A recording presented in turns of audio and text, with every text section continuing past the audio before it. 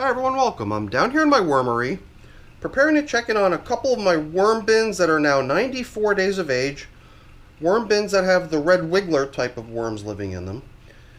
These guys got a whole bunch of cantaloupe melon, and that was 12 days ago, so I don't know, my guess is that 12 days later it's fairly unlikely that we're going to see much of that. The bins were fed 8 times so far, so this will go in as feeding number 9. And, well, since they got cantaloupe melon this time, I figured let's switch it up. Let's give them watermelon this time. I mean, last time it wasn't even the rind, it was the cantaloupe melon. Well, I don't know, I think there might have been some rind, or maybe not. It might have just been the melon minus the rind. Here it's the watermelon rind and a couple bananas, one for each bin. So I was just looking at these bins thinking to myself, you know, there's really nothing that sets these apart. They just sort of blend in. There's nothing unique or novel about them. For a while, these worms used to live in a pair of bins that were 60 days apart in their ages. And for that reason, I had started calling them the odd couple bin. I gave them that odd couple bin name because prior to that, I was referring to them as the bins with 60 days difference in their ages. It just seemed like a mouthful. Figured let's simplify our little nickname for them. Alright, I made a little bit of a mess here. Dropping material. Look at that. They've really done a number on the coffee filters that we laid down over the cantaloupe melon that we gave them last time. These coffee filters, when I position them on the top surface of my worm bins, they're meant to act as a little bit of a breadcrumb trail, sort of like in that children's story Hansel and Gretel, where the children lay down breadcrumbs in order to know which way they came from so they could find their way back home out of the dark forest. And then, similar to what's happened to these feeding zone indicators, Hansel and Gretel's breadcrumbs got nibbled away by birds. Here our breadcrumb trail meant to lead us back to our feeding zone have been nibbled away by worms. But we could still sort of tell where the feeding zone was. My guess is we're not going to see a whole lot of leftover material in here. Perhaps other than some of the bedding that we used as a foundation for the feeding. And that's what we're seeing here, some of my shredded paper and cardboard, of which I've got more to give them today. And I'm wondering if it might be a good idea to sort of blend some of that stuff in. This right here, I believe, is the peel from a banana. Or it could be something else. It's a little bit difficult to tell once one gets to that advanced state of breakdown in the worm bins. Good amount of bedding must have been placed down in here, so I'm seeing a whole lot of it left over. And here and there are a couple other things, you know, maybe there was skin. The outer skin of that melon probably was intact. I mean, why would it have been removed? I guess when I'm given an entire melon by either my mom or my sister, since they didn't like the flavor and they figured, well, let's give it to the worms, it's usually including the rind. Oh man, good amount of moisture down here in this system. And you know, since we've got a good bit of food to give them, perhaps I should increase the size of the feeding zone a bit there. That to me looks like plenty of space for a plentiful amount of bedding and a good bit of food. So let's excavate bin number 2 similarly. You can see I'm not taking great care to set these feeding zone indicators aside. So I figured let's just let them blend in at this point with the rest of the surrounding bedding. They're so torn up and tattered that they don't really seem like they would serve much purpose as an ongoing feeding zone indicator, because next time we come back there'll be no sign of it, which would almost lead one to question why even put it there in the first place if the idea was for it to still be there when you got back to show you something. Yeah, we definitely had cantaloupe rind. And you can see I had chopped pretty good sized pieces. I believe I received the cantaloupe as a whole melon, and then I hacked it up into little pieces to make it more conveniently fit down here into the worm bins. But they weren't very small, you know, very small sizes. They were like big chunks from what I remember. And it was kind of impressive too, like when I bought the little plastic bowl out in which I bought the food down here for them, it was just these big, massive chunks of yummy melon. Alright, so in goes a little bit of foundational bedding that I'm going to drop in beneath the feeding zone. And then perhaps we'll put a little bit on top as well.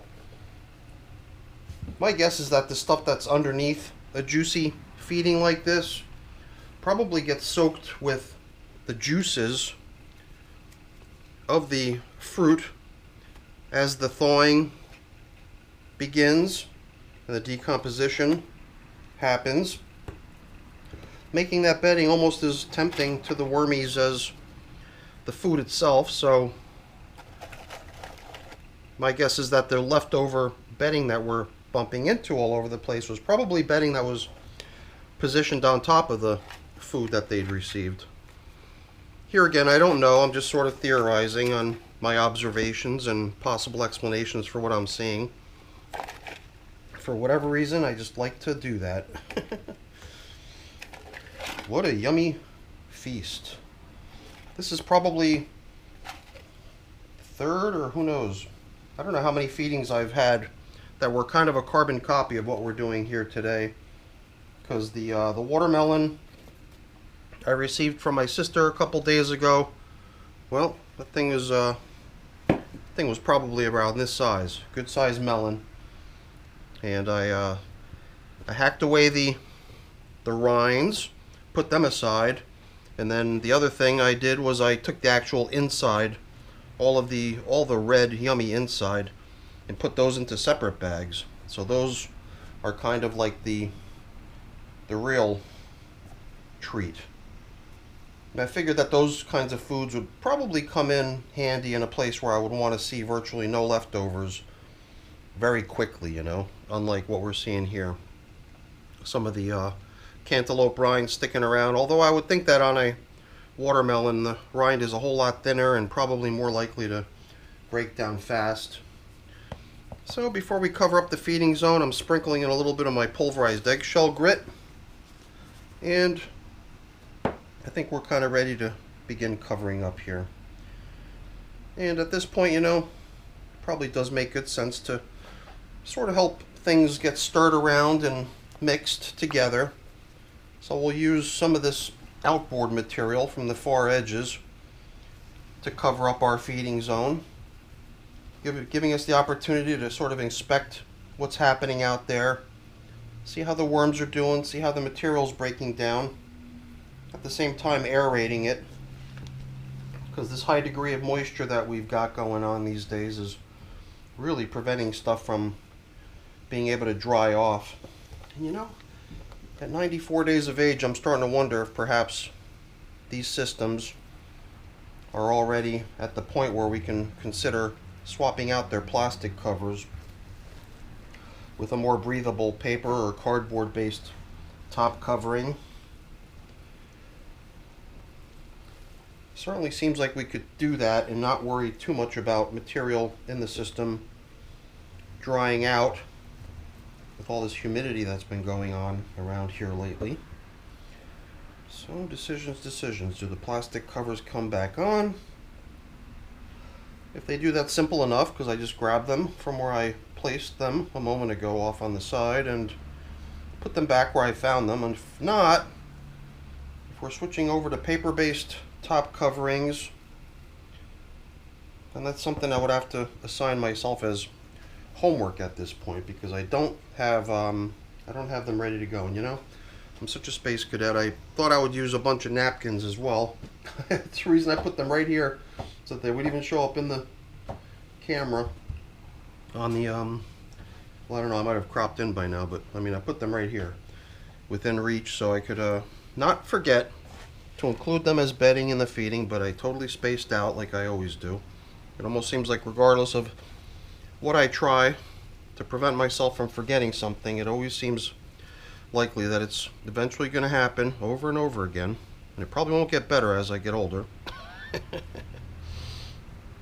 So whatever. I do have a pretty good sized collection of napkins.